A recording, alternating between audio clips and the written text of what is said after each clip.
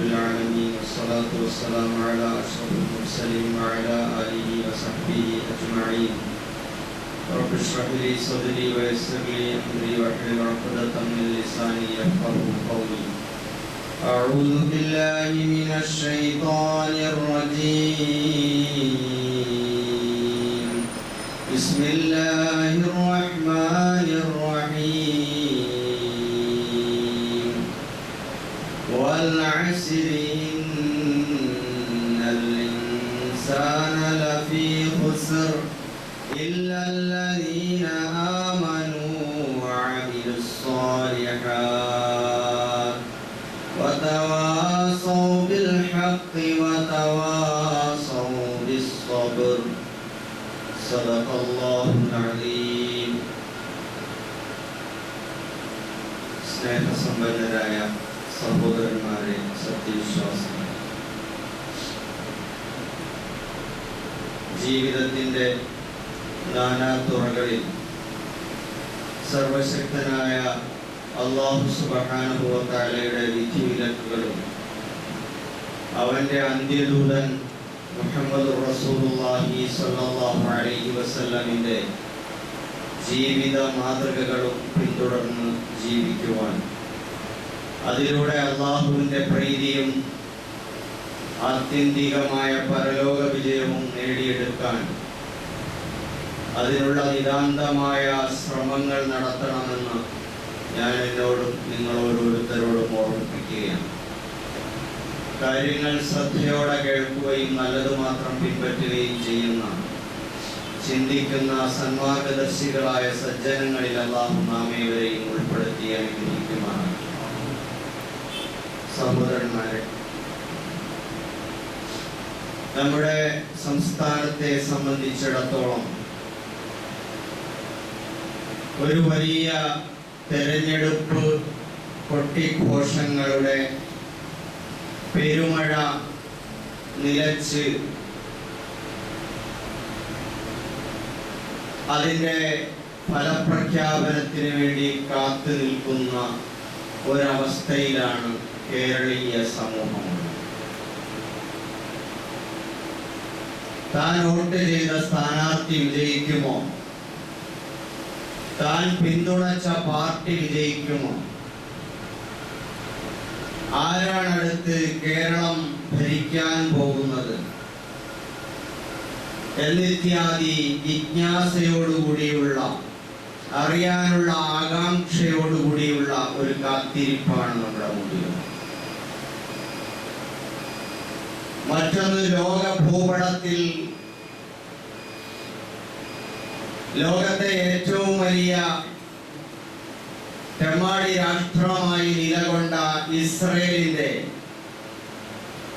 ഫലസ്തീൻ അധിനിവേശവും മുസ്ലിം രാജ്യങ്ങളെ ഒന്നൊന്നായി കീഴടക്കിക്കൊണ്ടുള്ള ഗ്രേറ്റർ ഇസ്രയേൽ പദ്ധതിയും,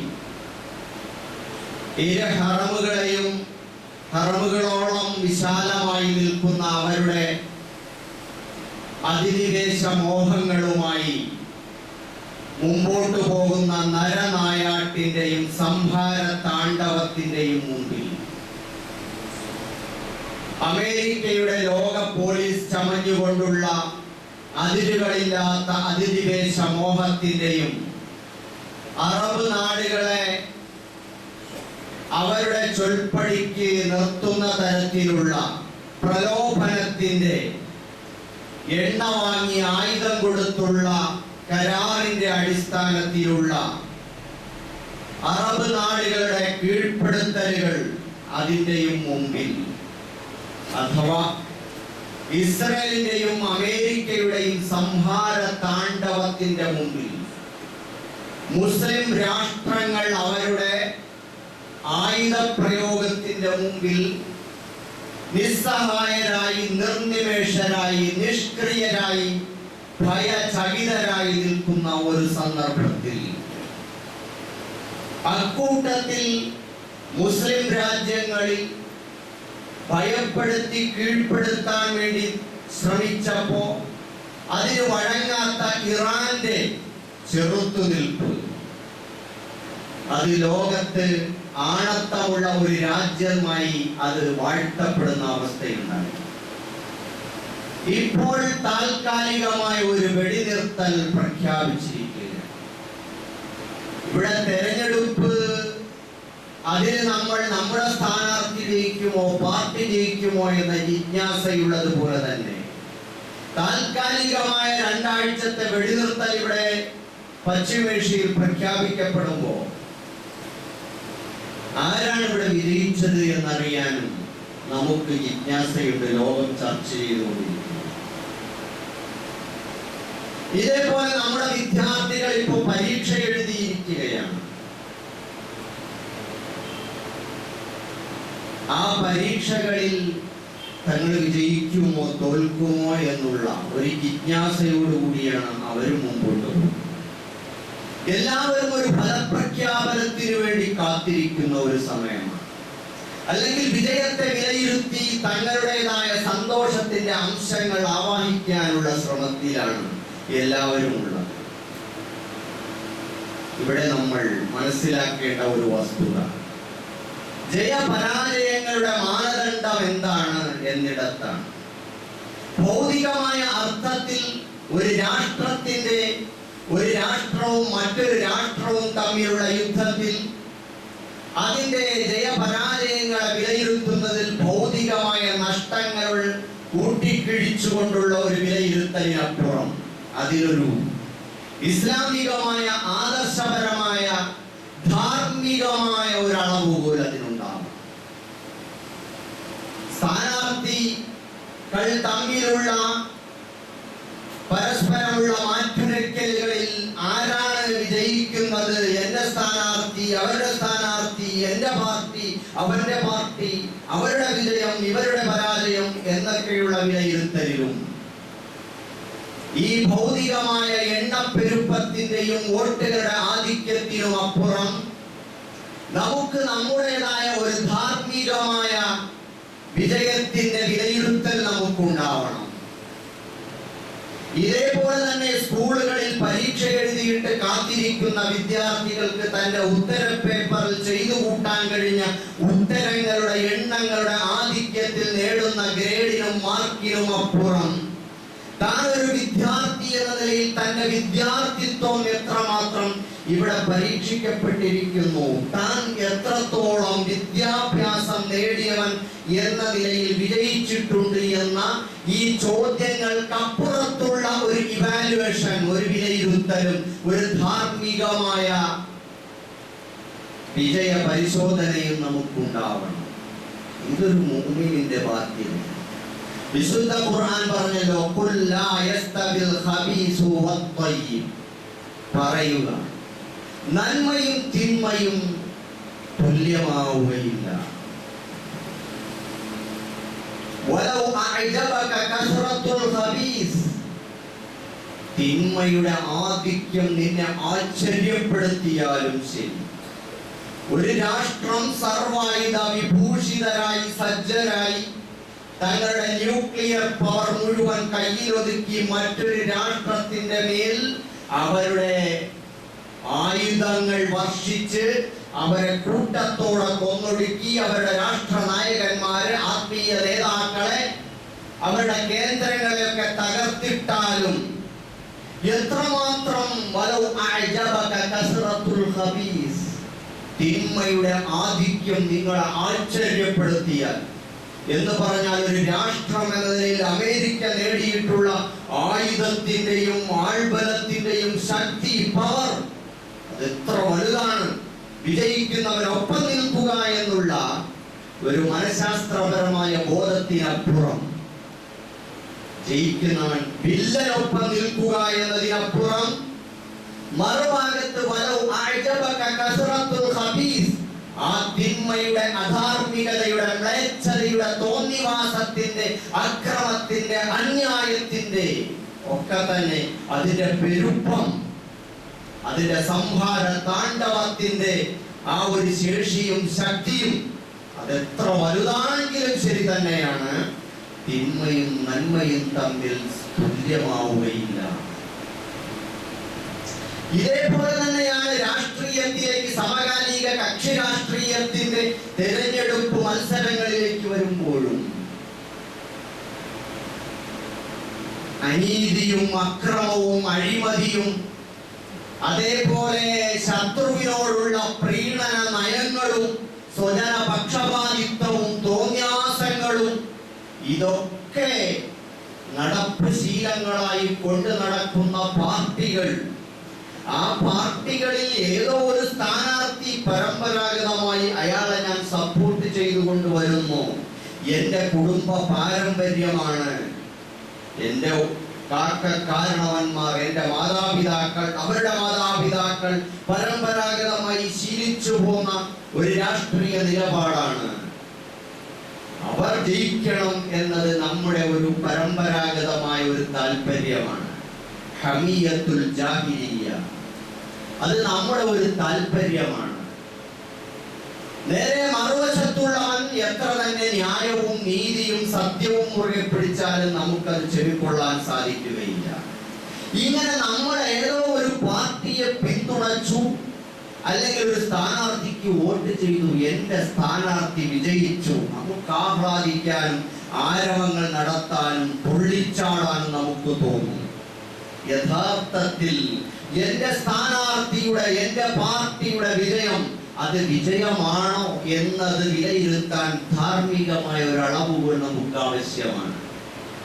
ഒരു സ്ഥാനാർത്ഥി, ഞാൻ വോട്ട് ചെയ്ത സ്ഥാനാർത്ഥി വിജയിച്ചു എന്ന് പറയാൻ കഴിയുന്നത് വോട്ടുകളുടെ ആധിക്യം കൊണ്ടല്ല. നന്മയും തിന്മയും തുല്യമാവുകയില്ല, മറിച്ച് ധാർമ്മികമായ ഒരു വിജയമാണ് അതിന് വേണ്ടത്. സ്ഥാനാർത്ഥി ഭൗതികാർത്ഥത്തിൽ വിജയിച്ചാലും തോറ്റാലും നമ്മുടെ സ്ഥാനാർത്ഥി വിജയിക്കുന്നത് എപ്പോഴാണ്? ആ സ്ഥാനാർത്ഥിക്ക് ഞാൻ വോട്ട് ചെയ്തത് അയാളുടെ സത്യസന്ധമായ നിലപാട്, അദ്ദേഹത്തിന്റെ ബുദ്ധിപരമായ സത്യസന്ധത, അദ്ദേഹത്തിന്റെ നീതി, ജനപക്ഷത്തോടൊപ്പം നിൽക്കാനുള്ള ജനക്ഷേമകരമായ അയാളുടെ പ്രവർത്തനങ്ങൾ, ഇത്തരം കാര്യങ്ങൾ നോക്കിയിട്ടാണ് നമ്മൾ ചെയ്യുന്നത്. നമ്മുടെ സ്ഥാനാർത്ഥി തോറ്റാൽ ധാർമ്മികാർത്ഥത്തിൽ അദ്ദേഹം വിജയിക്കുകയാണ്. അങ്ങനെയൊക്കെയുള്ള ആളുകൾ ഇപ്പൊ ഉണ്ടോ എന്നൊക്കെ നമുക്ക് ചോദിക്കാം. ശരിയാണ്, ചോദ്യം വലിയ പ്രസക്തിയുള്ളത് തന്നെയാണ്. അതോടൊപ്പം നമ്മൾ മനസ്സിലാക്കാനുള്ളത്, നമ്മുടെ ഈ രാഷ്ട്രീയത്തിലുള്ള, നമ്മുടെ ഈ ജനാധിപത്യ രാഷ്ട്രീയത്തിലുള്ള നമ്മുടെ പങ്കാളിത്തത്തിൽ വലിയ ഒരു മഹത്തായ ഭരണഘടന നമുക്കുണ്ട്. ഈ രാജ്യത്തെ ഒരു വലിയ ന്യൂനപക്ഷമാണ് മുസ്ലിങ്ങൾ.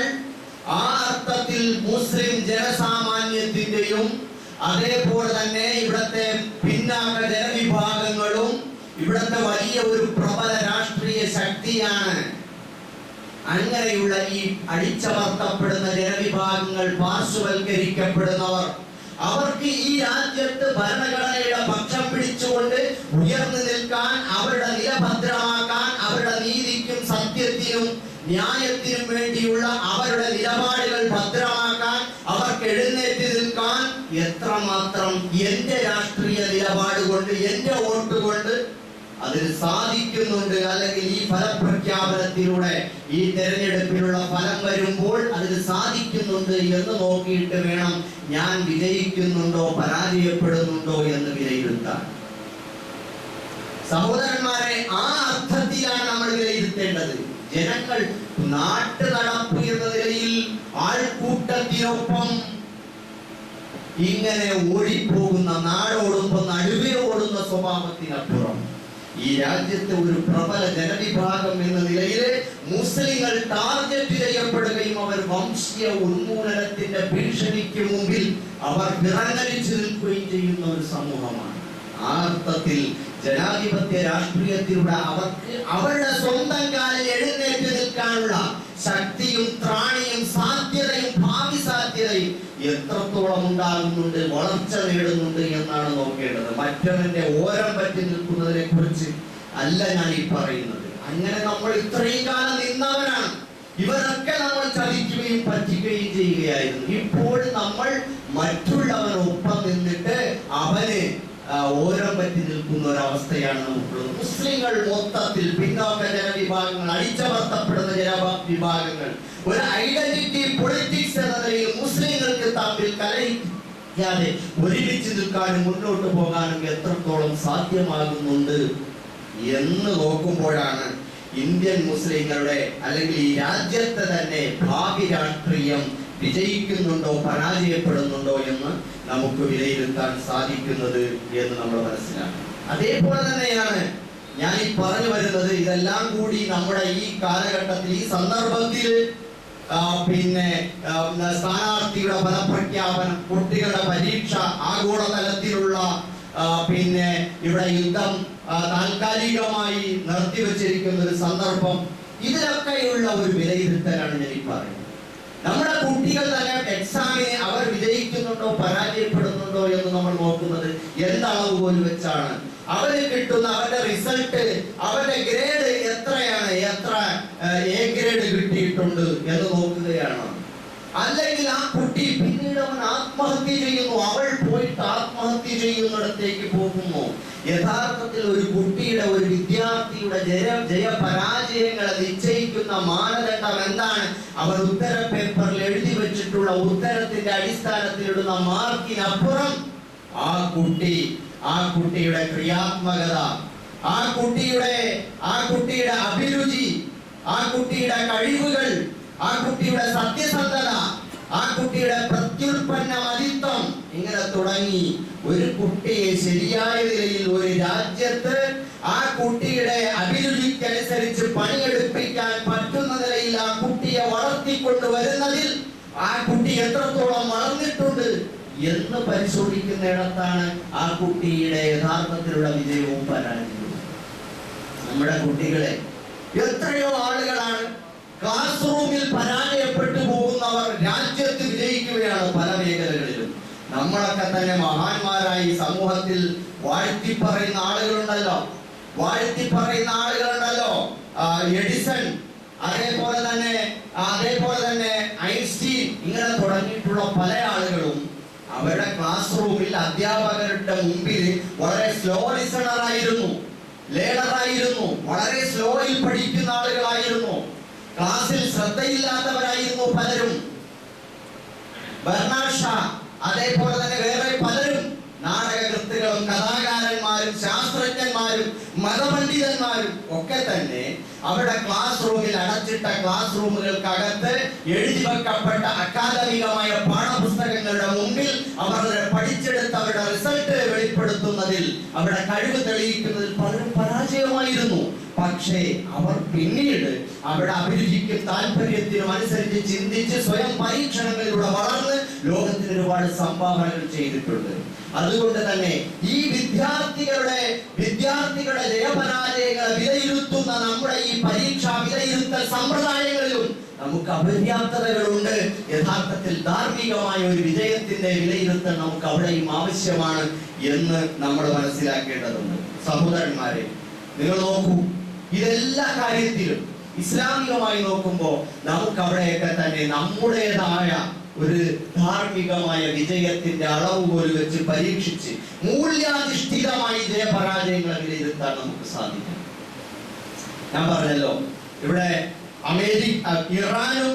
ഇറാനെതിരിൽ ഇസ്രായേലും അമേരിക്കയും ഒന്നു ചേർന്ന് വമ്പിച്ച യുദ്ധം നടത്തി. ഭൗതികമായ അർത്ഥത്തിൽ നമ്മൾ നോക്കുമ്പോൾ ഇറാനിലെ കണക്കുകൾ പ്രകാരം 2000-ഓളം ആളുകൾ കൊല്ലപ്പെട്ടിട്ടുണ്ട്. അവരുടെ ആത്മീയ നേതാവ് കൊല്ലപ്പെട്ടിട്ടുണ്ട്.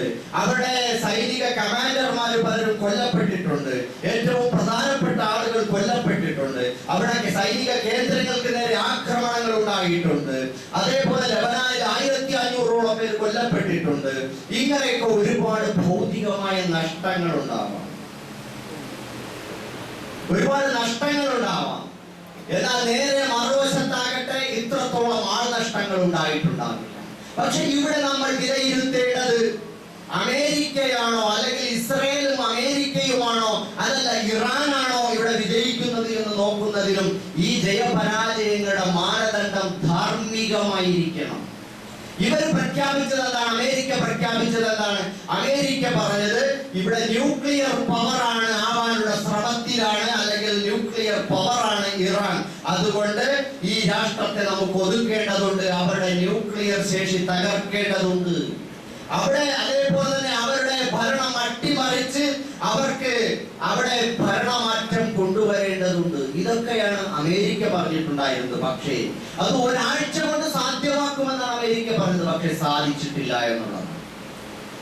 സാധിച്ചിട്ടില്ല എന്ന് മാത്രമല്ല, അവരുടെ ആത്മീയ നേതാവും അവരുടെ കമാൻഡർമാർ പലരും, അവരുടെ മർമ്മപ്രധാന കേന്ദ്രങ്ങളിൽ ഉണ്ടായിരുന്ന ആളുകൾ പലരും നഷ്ടപ്പെട്ടിട്ടും അവർ ആണത്തത്തോടുകൂടി എഴുന്നേറ്റ് നിൽക്കുന്നു എന്നുള്ളതാണ് അതിലേറ്റവും പരമപ്രധാനമായ ഒരു കാര്യം ഇപ്പോഴും.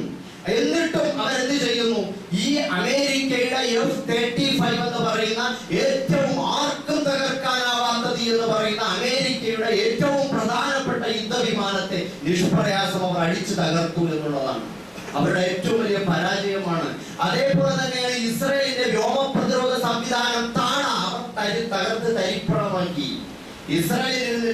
ഇസ്രായേലിൽ ഇരുന്നിട്ട് ഒരു കാലത്ത് അടുത്ത കാലങ്ങളിൽ ഗസയിൽ നടക്കുന്ന മുസ്ലിം സഹോദരങ്ങളെയും കുഞ്ഞുങ്ങളെയും തീന്മേശയ്ക്ക് ചുറ്റുമിരിക്കുന്ന അല്ലെങ്കിൽ അഭയാർത്ഥി ക്യാമ്പുകളിൽ പാത്രം പിടിച്ചിട്ട് ക്യൂ നിൽക്കുന്ന പാവപ്പെട്ട പിഞ്ചു മക്കളെ തീമഴ പെയ്യിപ്പിച്ച് ചുട്ടുകൊല്ലുമ്പോ ബൈനോക്കുലർ വെച്ച് നോക്കിയിരുന്നിട്ട് കണ്ട് ആസ്വദിക്കുന്ന നൃത്തം ചെയ്യുന്ന ജൂതപ്പരിശകൾക്ക് ഇന്ന് ബങ്കറുകളിലേക്ക് സൈറം മുഴങ്ങുമ്പോൾ കാത്തിരിക്കുകയാണ്. ബങ്കറുകളിലേക്ക് ജീവനും കൊണ്ട് നെട്ടോട്ടമോടാൻ ഈ അവസ്ഥയുണ്ടാക്കി തീർത്തത് ഇസ്രായേലിന്റെ മർമ്മപ്രധാനമായ സൈനിക കേന്ദ്രങ്ങളിലേക്ക്, ടെല്ലവീവിലേക്ക് ഉൾപ്പെടെയുള്ള പ്രധാനപ്പെട്ട അവരുടെ കേന്ദ്രങ്ങളിലേക്ക് തീമഴ പെയ്യിപ്പിക്കാൻ ഇറാന് കഴിഞ്ഞിട്ടുണ്ടെങ്കിൽ, അമേരിക്കയിലേക്ക് അതിനെ ചെറുക്കാൻ സാധിച്ചിട്ടില്ലെങ്കിൽ, അതേപോലെ തന്നെയാണ് അമേരിക്കയുടെ താവളങ്ങൾ, വ്യോമ താവളങ്ങൾ 11ഓളം വരുന്ന രാജ്യങ്ങളിൽ പരന്നു കിടക്കുന്ന അമേരിക്കയുടെ വ്യോമ താവളങ്ങളിലേക്ക് നിഷ്പ്രയാസം മിസൈലുകൾ അയക്കാൻ, ബാലിസ്റ്റിക് മിസൈലുകൾ അയക്കാൻ,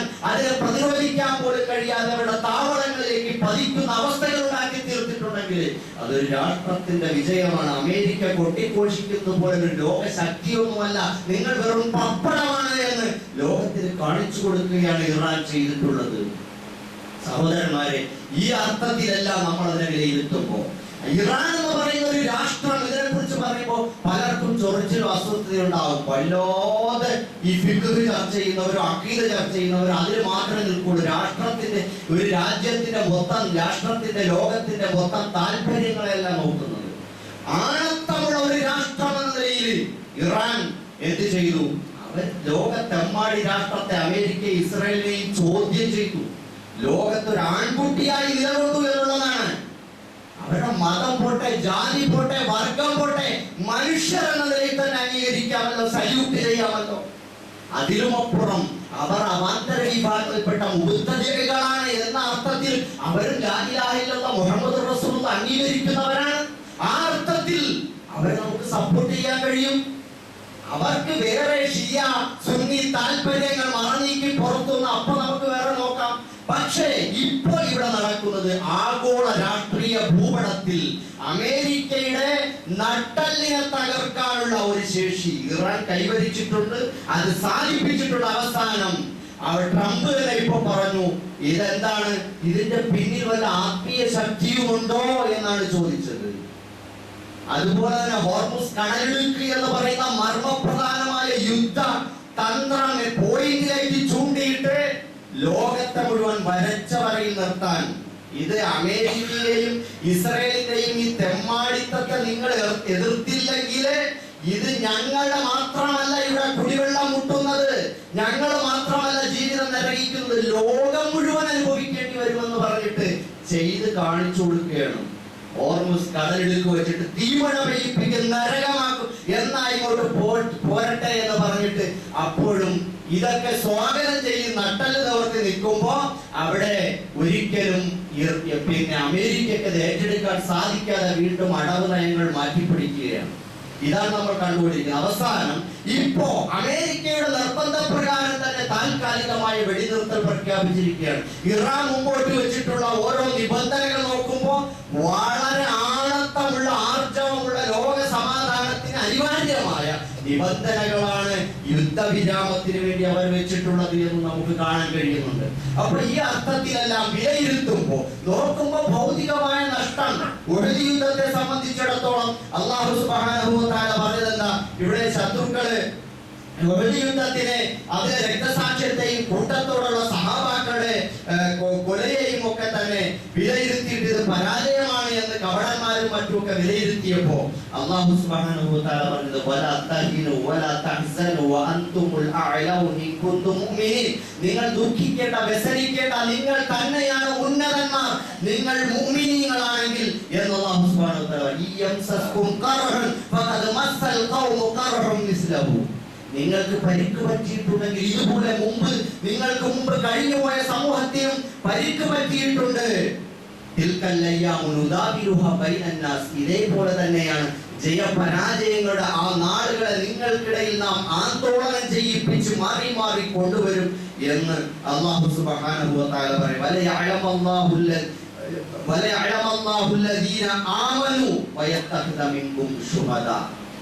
എന്തിനാണ്? നിങ്ങളിൽ നിന്ന് ആരാണ് യഥാർത്ഥ മുഅ്മിനീങ്ങളെന്നും അറിയാൻ വേണ്ടിയും നിങ്ങളിൽ നിന്ന് രക്തസാക്ഷികൾ ഉണ്ടാക്കി തീരാൻ വേണ്ടിയുമാണ് അല്ലാഹു ഇതെല്ലാം ചെയ്യുന്നത് എന്ന് അല്ലാഹു സുബ്ഹാനഹു വ തആല പറയുകയാണ്. അല്ലാഹു ലാ യുഹിബ്ബുൽ ളാലിമീൻ. അല്ലാഹു അക്രമികളെ ഇഷ്ടപ്പെടുകയില്ല. അതുപോലെ അല്ലാഹു പറഞ്ഞത് കാണാം, ഖുൽ ഹൽ തറബ്ബസൂന ബിനാ ഇല്ലാ ഇഹ്ദൽ ഹുസ്നൈൻ. രണ്ട് നന്മകളല്ലാതെ നിങ്ങൾ പ്രതീക്ഷിക്കുന്നുണ്ടോ എന്നാണ്. രണ്ട് നന്മകൾ ഏതാണ്? ഒന്നുകിൽ രക്തസാക്ഷ്യം അല്ലെങ്കിൽ വിജയം. രണ്ടിനെയും അല്ലാഹു സുബ്ഹാനഹു വ തആല വിജയമായിട്ടാണ് കണ്ടിട്ടുള്ളത്. നമ്മുടെ മുമ്പിൽ 1500-2000 ആളുകൾ ഇറാനിൽ കൊല്ലപ്പെടുക, അല്ലെങ്കിൽ ഫലസ്തീനിൽ നൂറുകണക്കിന് ആയിരക്കണക്കിന് ആളുകൾ രക്തസാക്ഷിയാവുക, കൊല്ലപ്പെടുക എന്ന് പറയുന്നത് ഇത് ഏറ്റവും വലിയ മോശമായ കാര്യം, പരാജയമായിട്ടാണ് കാണുന്നത്. അല്ലാഹു തആല പറഞ്ഞത് യഹ്ദൽ ഹുസ്നൈൻ, രണ്ടാലൊരു നന്മ, ഒന്നുകിൽ വിജയം അല്ലെങ്കിൽ രക്തസാക്ഷ്യം എന്നാണ്. രക്തസാക്ഷ്യത്തെ വിജയം എന്നാണ് അല്ലാഹു സുബ്ഹാനഹു വ തആല പറഞ്ഞു വരുന്നത്. നമ്മളിവിടെ നമ്മുടെ മുമ്പിലുള്ള തെരഞ്ഞെടുപ്പ് രാഷ്ട്രീയത്തെ കുറിച്ചുള്ള ചർച്ചയായാലും ജയപരാജയങ്ങളെ കുറിച്ച് വിലയിരുത്തുന്നിടത്ത് ധാർമ്മികമായ വിജയത്തെ നമുക്ക് വിലയിരുത്താൻ സാധിക്കും. സാധാരണ ഭൗതികമായ വിജയത്തിനപ്പുറം ധാർമ്മികമായ വിജയത്തെ നമുക്ക് വിലയിരുത്താൻ സാധിക്കും. നമ്മുടെ മക്കളുടെ വിദ്യാഭ്യാസ പ്രവർത്തന മേഖലയിലുള്ള പരീക്ഷകളിലുള്ള പല പ്രഖ്യാപനങ്ങളിലും കുട്ടികൾ ആത്മഹത്യകളിലേക്ക് പോയി ഇതാണ് എന്റെ ഭാവി നിർണയം എന്ന് പറഞ്ഞ അബദ്ധങ്ങളിലേക്ക് എടുത്തു ചാടുമ്പോൾ ആ കുട്ടികൾക്ക് നിന്നിൽ മറ്റു ചില കഴിവുകളുണ്ട്, നിന്റെ വിലയിരുത്തൽ ഈ പേപ്പറിൽ വന്നിട്ടില്ല എന്ന് പറയാൻ ആ കുട്ടികൾക്ക് ശരിയായ വിജയത്തിന്റെ മാനദണ്ഡം, ധാർമ്മികമായ മാനദണ്ഡം ചൂണ്ടിക്കാണിച്ചു കൊടുക്കാൻ കഴിയണം. രാഷ്ട്രങ്ങൾ തമ്മിലുള്ള യുദ്ധത്തിലും നീതി എവിടെ, സത്യം എവിടെ, ന്യായം എവിടെ? നീതിക്ക് വേണ്ടി, സത്യത്തിന് വേണ്ടി, ന്യായത്തിന് വേണ്ടി നിലകൊള്ളുന്ന ആളുകൾ അവർ വാഴ്ത്തപ്പെടേണ്ടവരാണ്. അവർ വാഴ്ത്തപ്പെടേണ്ടവരാണ്. ഇന്നല്ലാഹ ലാ യുഅയ്യിദു ഹാദാ ദീന ബിർറജുലിൽ ഫാജിർ. അല്ലാഹു സുബ്ഹാനഹു വ തആല പറഞ്ഞു, പടച്ചോൻ ഈ ദീനിനെ ശക്തിപ്പെടുത്തുക തന്നെ ചെയ്യും ബിർറജുലിൽ ഫാജിർ, മോശക്കാരനായ ഒരാളെ കൊണ്ടാണെങ്കിൽ പോലും അല്ലാഹു തആല ഈ ദീനിനെ ശക്തിപ്പെടുത്തുന്ന. നമ്മളെയൊക്കെ ഭാഷയിൽ ഇനി നമ്മൾ വലിയ വിശുദ്ധന്മാർ, വലിയ മഹാന്മാര്, വലിയ അഖീദയും അമൽ സ്വാലിഹാത്തും വളരെ ഭദ്രമായി കൊണ്ടു നടക്കുന്ന വലിയ ഉത്തമന്മാർ, ഇവരൊക്കെ അവരുടെ സാമൂഹിക ഉത്തരവാദിത്തങ്ങളിൽ നിന്ന് പുറകോട്ട് പോയാൽ പടച്ച തമ്പുരാൻ മോശക്കാരായ ആളുകളെ കൊണ്ടുവന്നിട്ടാണെങ്കിലും അവന്റെ ദീനെ അവൻ ശക്തിപ്പെടുത്തും. നമ്മുടെയൊക്കെ ഭാഷയിൽ ചിലപ്പോൾ ആളുകൾ മോശക്കാരായിരിക്കും. അവന്റെ ഹൃദയം കീറി നോക്കിക്കൂടായിരുന്നോ എന്ന് റസൂലുള്ളാഹി സ്വല്ലല്ലാഹു അലൈഹി വസല്ലം ഒരാളെ കുറിച്ച് ഒരാൾ വിലയിരുത്തിയപ്പോൾ പറഞ്ഞൊരു വാക്കുണ്ട്. ഇതേപോലെ നമ്മൾ ആരെയും ആർക്കൊന്നും ഓപ്പറേഷൻ ചെയ്യാൻ നമ്മളെ ഏൽപ്പിച്ചിട്ടില്ല. മറിച്ച് അവർ ചെയ്യുന്ന കാര്യങ്ങളിൽ അവിടെ നിൽക്കുക. ആ ചെയ്യുന്നത് ന്യായമാണ്, ആ ചെയ്യുന്നത് നീതിയാണ്, അതിനുവേണ്ടി അവർ എഴുന്നേറ്റ് നിൽക്കുന്നു. ഇത് ഖുർആന്റെ കൽപ്പനയാണ്. ലോകത്തെമ്മാടിത്തത്തെയും അക്രമത്തെയും അന്യായത്തെയും ചോദ്യം ചെയ്യുന്ന ഒരു രാഷ്ട്രത്തെ പിന്തുണയ്ക്കുന്നു. അത് ധാർമ്മികമാണ്, അത് ധാർമ്മികമാണ്. അവരുടെ വിജയം വിജയമാണ്.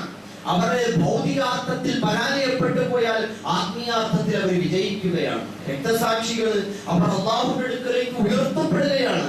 ولا تحسبن الذين قتلوا في سبيل الله اموات بل احياء عند ربهم يرزقون.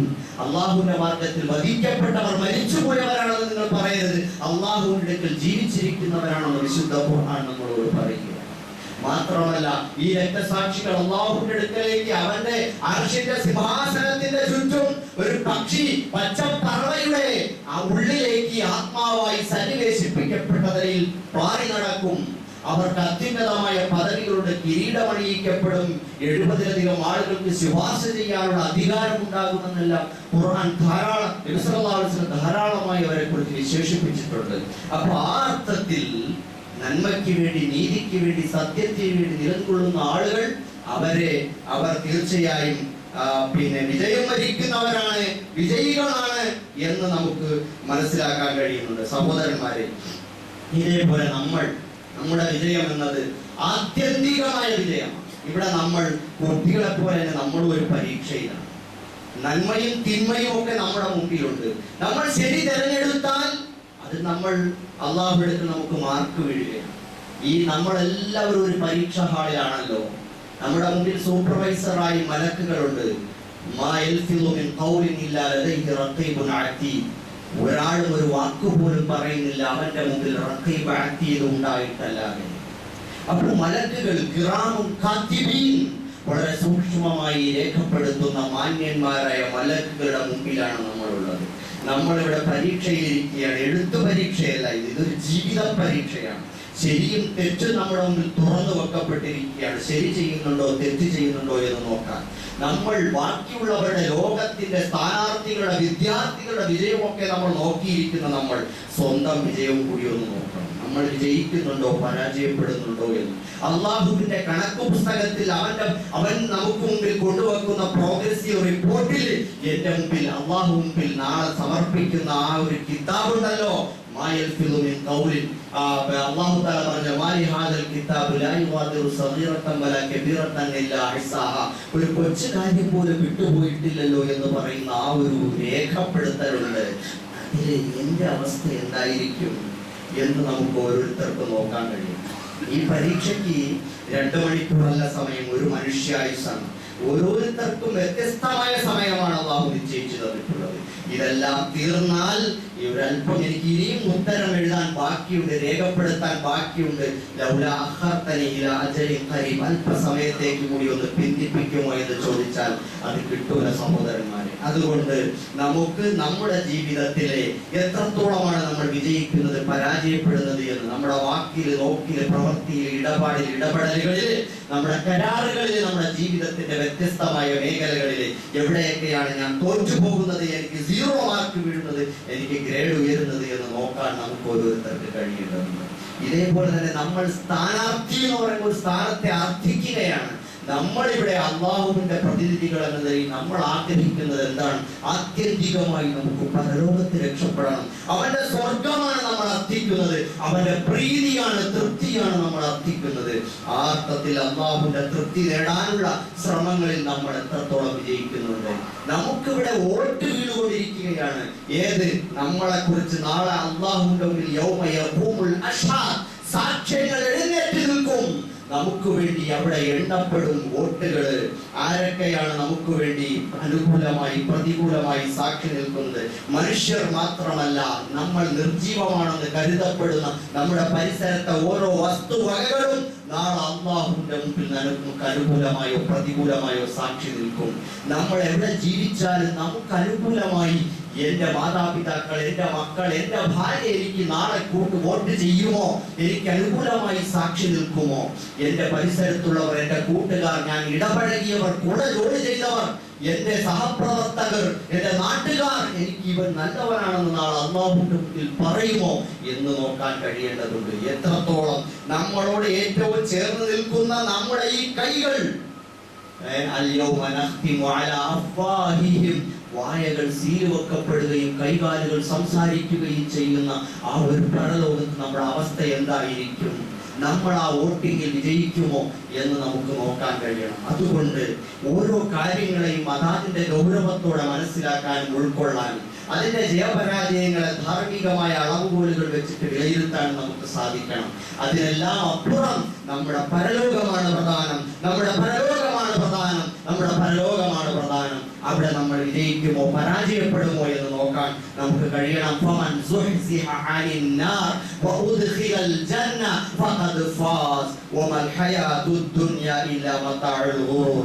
ആരെങ്കിലും ഒരാൾ നരകത്തിൽ അകറ്റപ്പെടുകയും വഉദ്ഖിലൽ ജന്ന സ്വർഗ്ഗത്തിൽ പ്രവേശിപ്പിക്കപ്പെടുകയും ചെയ്താൽ ഫഖദ് ഫാസ്, അവൻ വിജയിച്ചിരിക്കുന്നു. ഇവിടുത്തെ വിജയങ്ങളല്ല വിജയം, നമ്മുടെ ഏറ്റവും ആത്യന്തികമായ വിജയം പരലോക വിജയമാണ്. സ്വർഗത്തിൽ കയറി കിട്ടുക, റബ്ബിന്റെ പൊരുത്തം, അല്ലാഹു നീ നല്ലവനാണെന്ന് പറഞ്ഞു കിട്ടുക, അല്ലാഹുവിന്റെ അടുക്കൽ അവന്റെ തൃപ്തിയാണ് നമുക്ക് ഏറ്റവും വലുത്. അത് നേടിയെടുക്കാൻ നമ്മൾ ഓരോരുത്തരും ശ്രമിക്കണം. ഇവിടത്തെ കെട്ടുകാഴ്ചകളും ഇവിടത്തെ ബഹളങ്ങളും കെട്ടിമറിയലുകളും കോലാഹലങ്ങൾക്കും അപ്പുറം നിശബ്ദമായി നമുക്ക് ഈ ജയപരാജയങ്ങളെ വിലയിരുത്താൻ, നമ്മുടെ ഭാവി ഭദ്രമാക്കാൻ, പരലോകത്തേക്ക് വേണ്ടി ഒരുങ്ങാൻ നമ്മൾ ഓരോരുത്തരും ശ്രദ്ധിക്കണം. അല്ലാഹു സുബ്ഹാനഹു വ തആല നമുക്ക് എല്ലാവർക്കും വിജയം നൽകി അനുഗ്രഹിക്കുമാറാകട്ടെ, യഥാർത്ഥ വിജയം നൽകി അനുഗ്രഹിക്കുമാറാകട്ടെ. അവന്റെ മുഅ്മിനീങ്ങളിൽ, മുത്തഖീങ്ങളിൽ, മുഖ്ലിസീങ്ങളിൽ, സ്വാലിഹീങ്ങളിൽ നമ്മളെല്ലാവരെയും ഉൾപ്പെടുത്തുമാറാകട്ടെ. അവന്റെ നബിമാർ, സിദ്ദീഖുകൾ, ശുഹദാക്കൾ, സ്വാലിഹീങ്ങളോടൊപ്പം നമ്മളെല്ലാവരെയും അല്ലാഹു കാലാകാല സ്വർഗ്ഗത്തിൽ ഒരുമിച്ച് കൂട്ടി അനുഗ്രഹിക്കുമാറാകട്ടെ. റബ്ബനാ തഖബ്ബൽ മിന്നാ ഇന്നക അൻത സമീഉൽ അലീം വതുബ് അലൈനാ ഇന്നക അൻത തവ്വാബുർ റഹീം.